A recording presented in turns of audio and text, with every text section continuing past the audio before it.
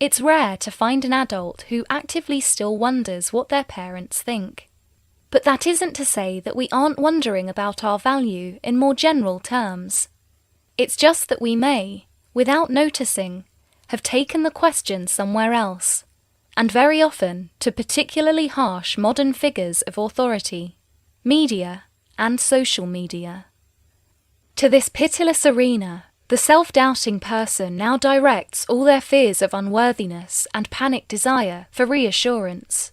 To a system set up to reward sadism and malice, they constantly raise their phones and implicitly ask, "Do I deserve to exist? Am I okay? Am I beautiful or respectful enough?" And because social media is built on the troubles of the individual soul, the verdict is never a reliable yes. One is never done with cycles of fear and reassurance seeking. Every time their spirits sink, which is often, the self-doubting sufferer picks up their phone and begs to know whether they have permission to go on.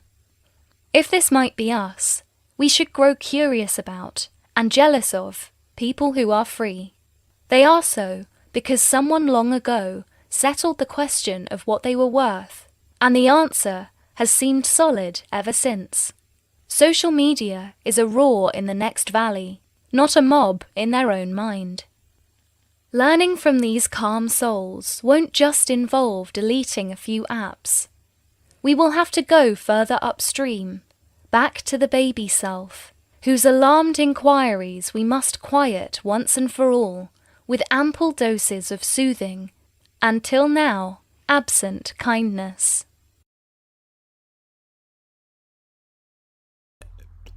Okay, so this is the big benefit of a universal philosophy.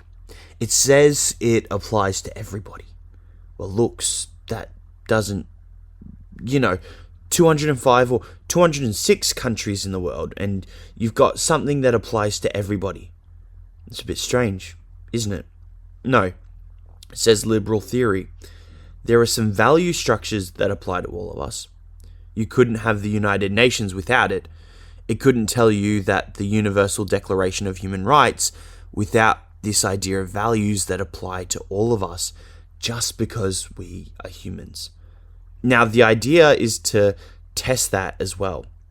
Why is sport universal? Why does everybody play football? It's because the values are specified at a very thin level at the top. There are these rules and we all have to abide by just these rules. But there are lots of things about football that aren't rules specified. So Brazilian football is different from Italian football, from British football, from German football, from Spanish football. It's culturally specific, but acknowledges that there are these universal general rules that apply to everybody.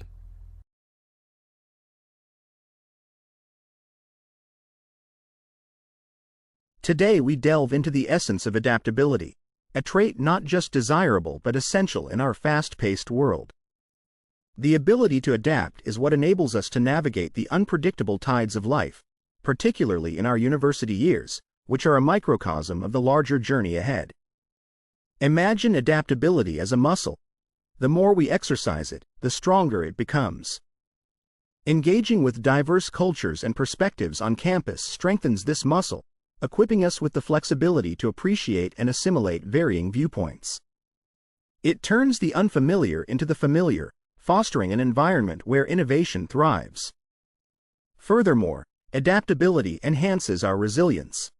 It's not the strongest of species that survives, nor the most intelligent, but the one most responsive to change, as Darwin posited. As we learn to pivot rather than pause in the face of change, we build a foundation for not just surviving but thriving in our chosen fields post-graduation. Let's embrace adaptability, not as a challenge, but as the key to unlocking a world of possibilities.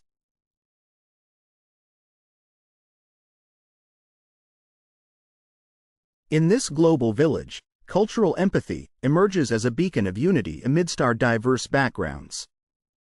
It is the heartfelt understanding that the world is a mosaic of cultures, each piece as significant as the other.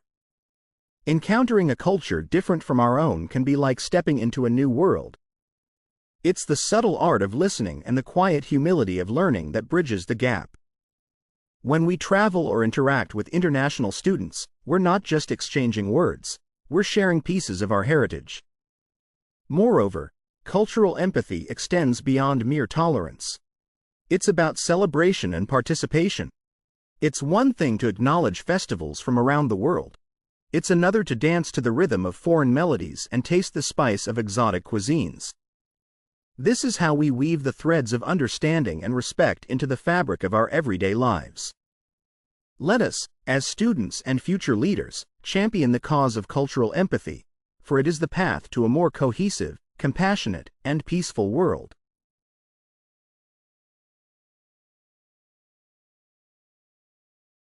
I'd like to illuminate a topic that resonates with each of us, yet often dwells in the shadows of our bustling lives: mental health awareness.